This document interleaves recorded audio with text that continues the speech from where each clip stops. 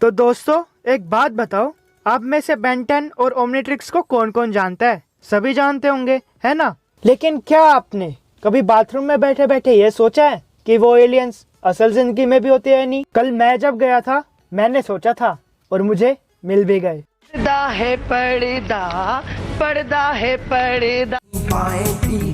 दुनिया का सबसे बड़ा ढोंगी हूँ, दुनिया का सबसे खतरनाक बदमाश हूँ, दुनिया का सबसे बड़ा राक्षस हूँ। लेकिन इस ओमनीट्रिक्स को असल जिंदगी में बिग बॉस डीके बोला जाता है और यहाँ कोई भी नया एलियन एंटर करता है तो कुछ दिनों में ये बात जरूर बोलता है, मुझे अपने घर जाना है, मुझे घर जाना है, मुझे अपने घर जाना है।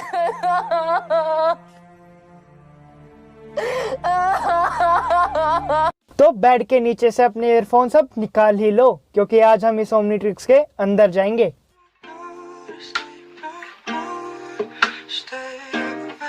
Tell the feeling like I'm trapped in my damn mind. Tell the feeling like I'm rapping a damn lie. Tell the feeling like my life is a damn game. Nigga really wanna die in the nighttime. Only time I feel pain when I'm feeling love. That's why I said it on my face. तो दोस्तों पहले number वाले alien आ रहे हैं taxi से, क्योंकि वो प्यारे बाबा ओम जी हैं सेक्सी से। हाँ, मेरे गुरुजी ये कहते हैं कि जब मेरा जन्म हुआ तो मैं रोने के बजाय क्या हो गया?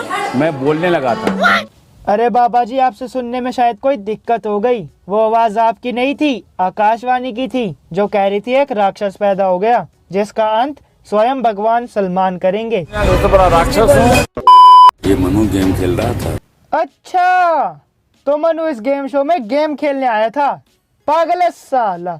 कोई नहीं बाबा जी, आप तो कम से कम यहाँ गेम खेलने नहीं आए ना। वैसे फिर आप यहाँ करते क्या हो?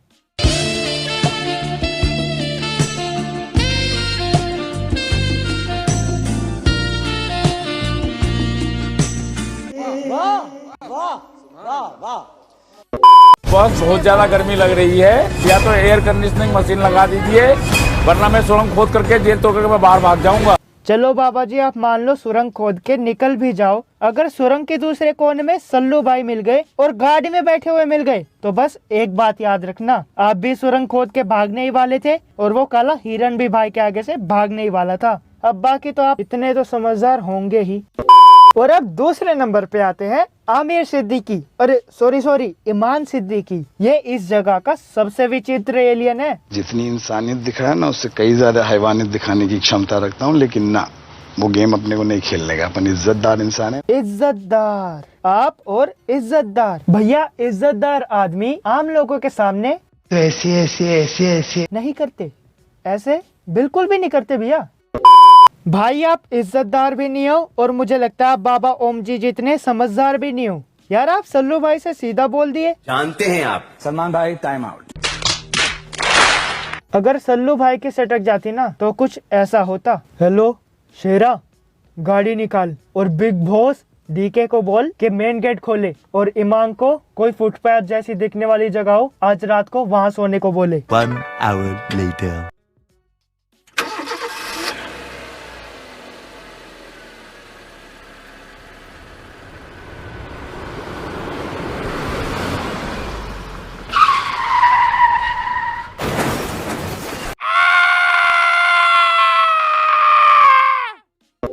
और अब मेरा पर्सनल फेवरेट, इस आदमी से आप कुछ भी पूछ लो इसका आंसर सेम ही होता है।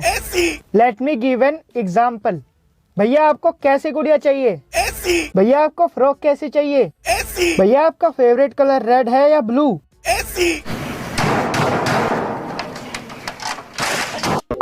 तो दोस्तों जब भी इन दोनों की लड़ाई होती थी, सिड भैया कन्फेशन रूम में जाके बस एक ही बात कहते थे,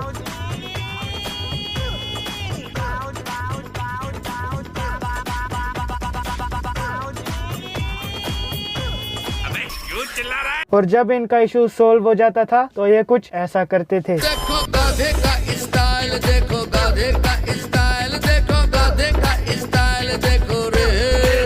ओ देखो गाधे का स्टाइल, देखो गाधे का स्टाइल, देखो गाधे का स्टाइल, देखो रे। तो अब एलियंस की बारी खत्म और बेन 10 की शुरू।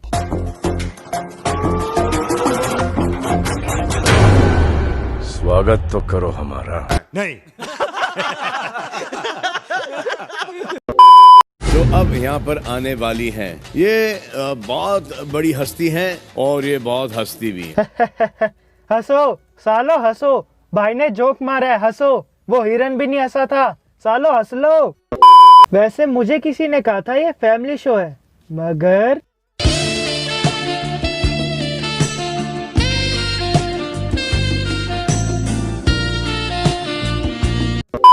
हम इनसे रिक्वेस्ट करना चाहेंगे कि लगाओ और हम इनके साथ compete करना चाहेंगे। म्यूजिक।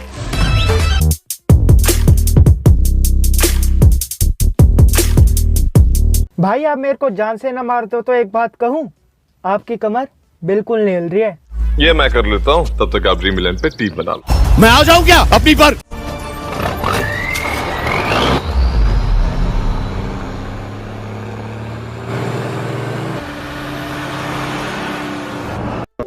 बस भाई अब इससे ज्यादा मैं कुछ नहीं बोलूंगा। भाई वैसे ही आ रहे अपनी बस लेके मेरे घर तरफ।